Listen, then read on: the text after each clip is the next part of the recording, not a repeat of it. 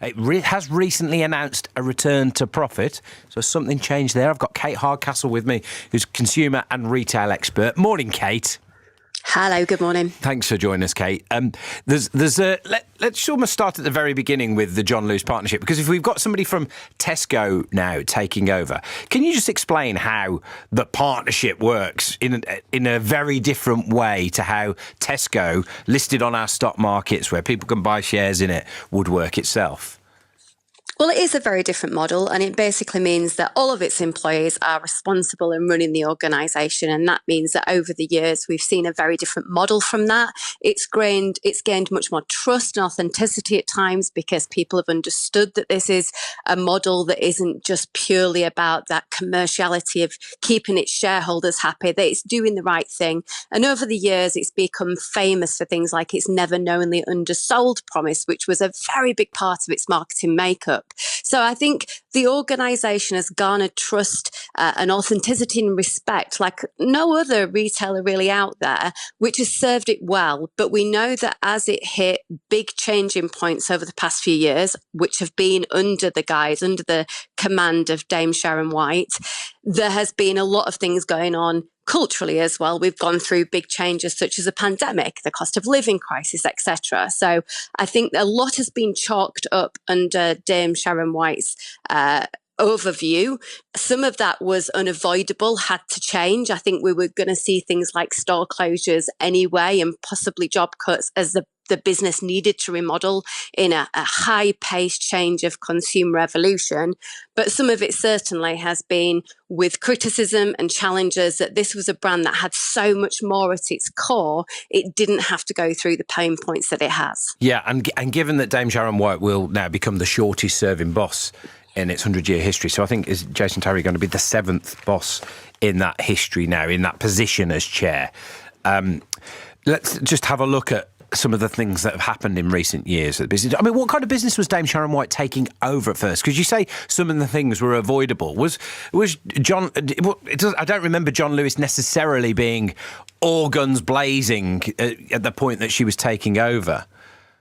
Not at all. And I think that's where we've got to start to understand what's actually under the bonnet of the car.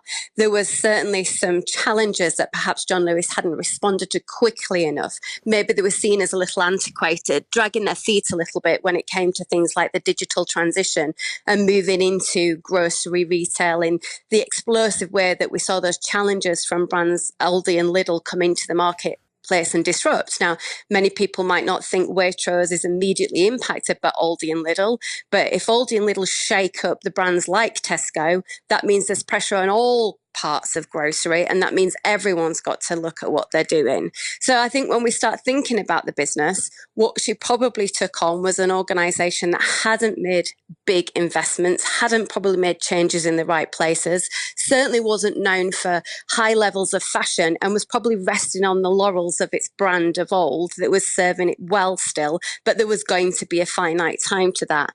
Adding to that, as I say, huge consumer change. And then post-pandemic, this significant shift, not just online, but the way we buy from social media, the way we interact and engage with new and fresh brands, a lot more challenges in the marketplace. That was a different set of challenges to tackle.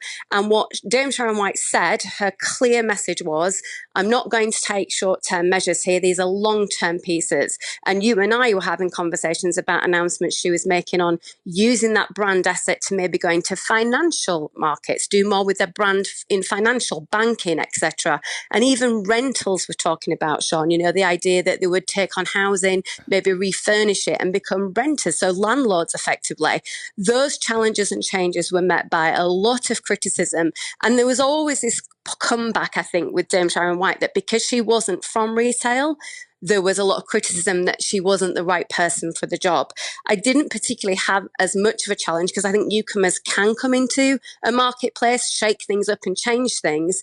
But, you know, retail is sometimes as retail does. There's a lot of copy paste goes on, and we see a lot of brands just mimicking what other brands do, trying to get an edge. So we need dynamic people in who will come and change it. But at the same time, you can't throw the baby out with the bathwater. Well, and change too much. And Is that baby the never knowingly undersold? Because just looking at well, you've mentioned some of them there, some of the major changes in Dame Sharon White's tenure, that getting rid of never knowingly undersold. You talk about long-term decisions that she may have taken.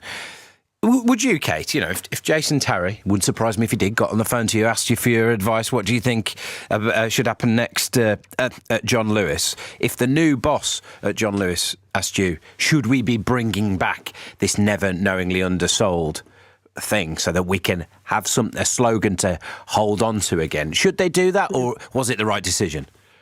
Look, that price promise was causing them pain, because what it meant is in the marketplace on branded products where it was easy for consumers to chase the price around, it meant that they were taking a minimum profit, taking an even minimal profit against competitors just to try and win the sale. Now, that's an objective that can work, but I think probably was causing them massive challenges financially.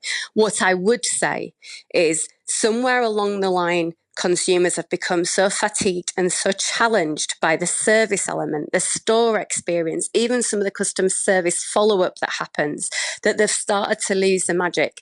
And if you go on to social media, you'll very, very quickly see how consumers have felt that John Lewis have lost the way. And it's not purely that price promise. What it is effectively that all of the points of difference that brand gave, that authenticity, the almost like mutual respect, colleague to consumer, had started to disappear and fade away. And even with the little rebound we've had in profits, because we had 3 years of losses before we had that little profit turnaround, I think that's really been the impact. And that's not going to be a short turnaround. What Mr.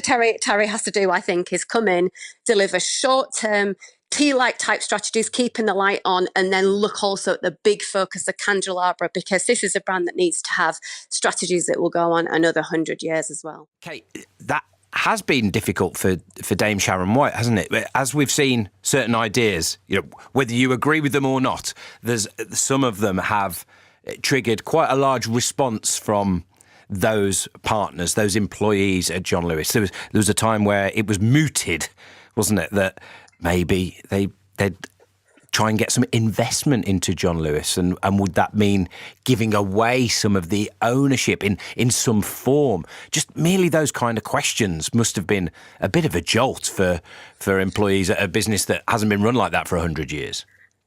I mean, potentially there's a chance also that when this work is done by Mr. Tarry and perhaps even his predecessor, people will look around at the work that was done under this time, this last 5 years, and realise some of it was brave and bold, and actually some of it needed to be done. Without actually being able to see the books and the internals, we won't know what was needed. But I think what happened as well was around communications.